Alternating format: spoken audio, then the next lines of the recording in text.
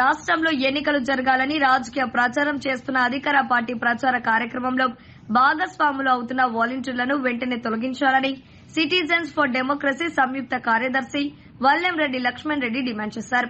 రంగభవన్ లో మీడియా సమావేశం నిర్వహించారు.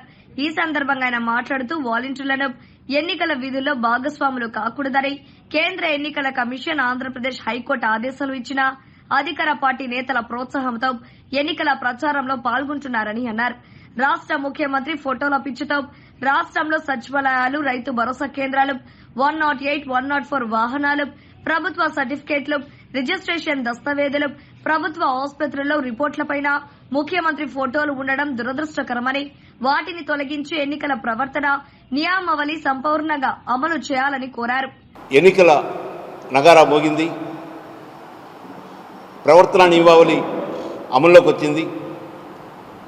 అయినా కూడా ఆంధ్రప్రదేశ్లో ప్రభుత్వ ఉద్యోగులు అక్కడక్కడ వాలంటీర్లు ప్రధానంగా అధికార పార్టీకి అండగా ఉంటూ ప్రచార కార్యక్రమాల్లో పాల్గొంటూ అవ్వల్ని తాతల దగ్గరికి వెళ్ళి అధికార పార్టీకి ఓటేయమని అభ్యర్థులను వెంటబెట్టుకొని వెళుతున్న పరిస్థితిని సిటిజన్స్ ఫర్ డెమోక్రసీ గమనించింది. ఇప్పటికే కేంద్ర ఎన్నికల కమిషన్ దృష్టికి, ఆంధ్రప్రదేశ్ హైకోర్టు దృష్టికి సిటిజన్స్ ఫర్ డెమోక్రసీ తీసుకెళ్ళింది. వారిద్దరు కూడా ఎన్నికలకి దూరంగా ఉంచాలి వాలంటీర్లని అని చాలా స్పష్టంగా చెప్పారు.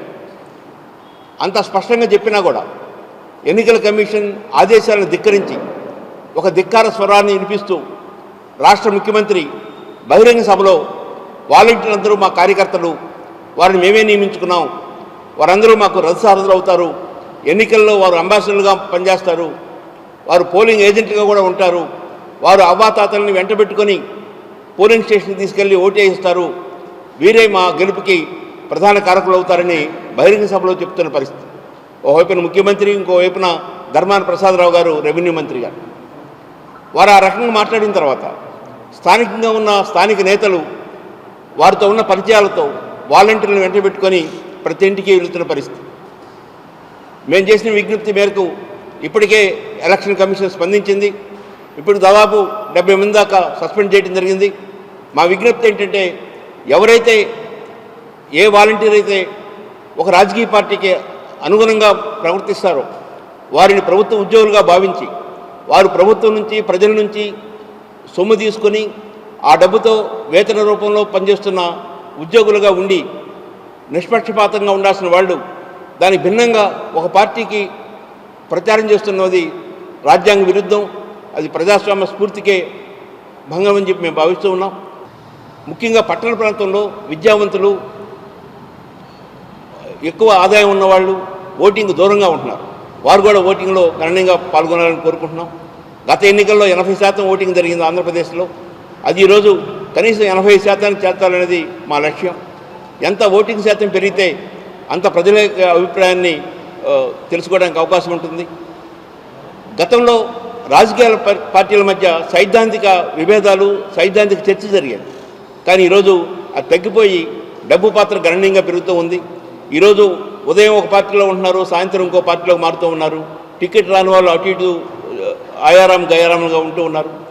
దీనికి భిన్నంగా రాజకీయ పార్టీల మధ్య సైద్ధాంతిక చర్చ జరగాలని, రాజకీయ పార్టీల మధ్య అనేక విషయాలపై అవగాహన ఉండేట్టుగా వారు ముందుకెళ్లాలని కోరుకుంటూ ఉన్నాను.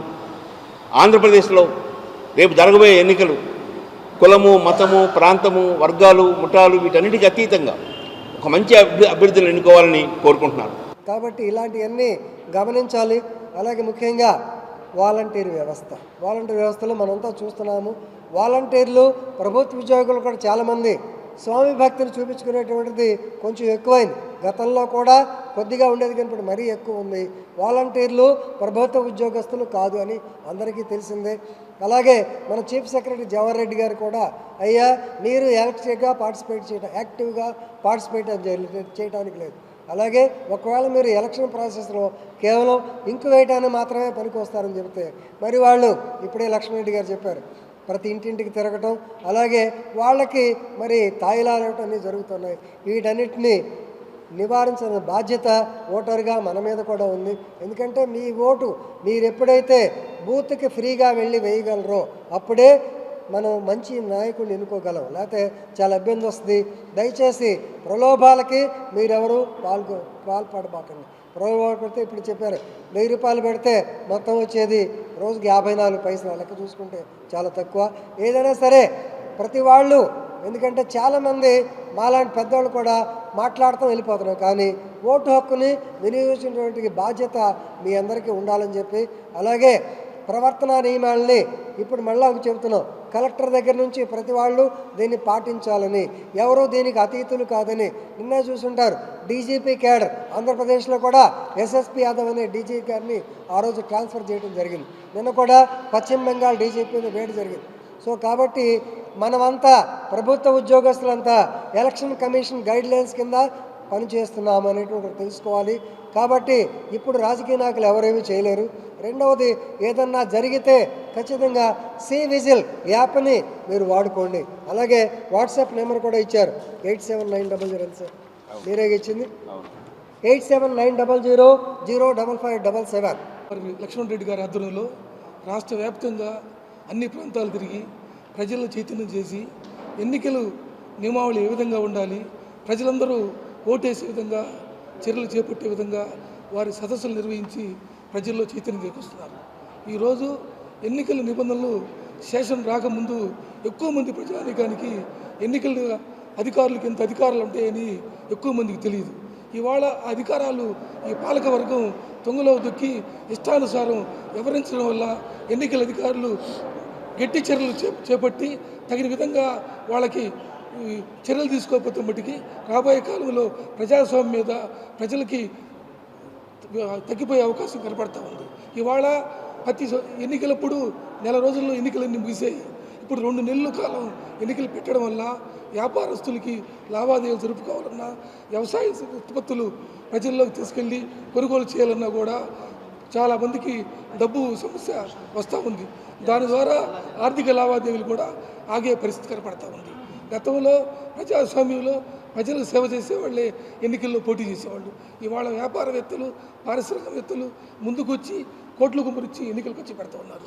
డబ్బులు తీసుకోకుండా ఓటరు చైతన్యం అయ్యి నిజంగా ప్రజాసేవ చేసే వాళ్ళకి ఓటు వేయాలని ఈ సందర్భంగా తెలియజేస్తా ఉన్నాను. తన అభివృద్ధిని చూసి ప్రజలు కానీ ఇంప్రెస్ అయితే వాళ్ళు బహిరంగ సభల ద్వారా కానీ సదస్సుల ద్వారా కానీ ఏ విధంగా అయినా కానీ చెప్పి ఓటు అడిగే అర్హత కలిగి ఉండాలి. ఎప్పుడైతే ఈ అభివృద్ధి వాటికి దూరంగా ఉంటారో వివిధ మార్గాల్లో అవినీతికి సంబంధించిన రకరకాల ఓటింగ్ కొనడం, లేకపోతే స్కీములు చేయడం, ఇట్లాంటి వాటి మీద ఆధారపడతారు. కాబట్టి ఆ భయంతో హింసకు కూడా ఎక్కువ ప్రేరేపించే విధంగా తయారవుతూ ఉంది. గతంలో ఆల్ ఇండియా లెవెల్లో శేషన్ గారు కమిషనర్గా ఉన్నప్పుడు ఆయన నిర్వహించిన పాత్ర అమోఘం. అలాంటి కమిషనరు మళ్ళీ రాకపోవడం భారతదేశంలో చాలా విచారించదగ్గ విషయం. అదేవిధంగా ఆంధ్రప్రదేశ్లో కూడా ఈ మధ్యకాలంలో హింస మీద ఎక్కువగా రాష్ట్ర వ్యాప్తంగా కూడా బాగా కనిపిస్తూ ఉంది. అదేవిధంగా ధన ప్రవాహం కూడా విపరీతంగా ఉంటుంది ఎలక్షన్లలో. దాన్ని అరికట్టాలని ప్రజలు కూడా ఎక్కువ మంది ఈ ఎలక్షన్లో పాల్గొనేటట్టుగా వివిధ మందికి చెప్పి ప్రజలందరినీ కూడా బలోపేతం చేసి ఓటింగ్ సరళిని పెరిగే విధంగా చూడాలని తెలియజేస్తుంది.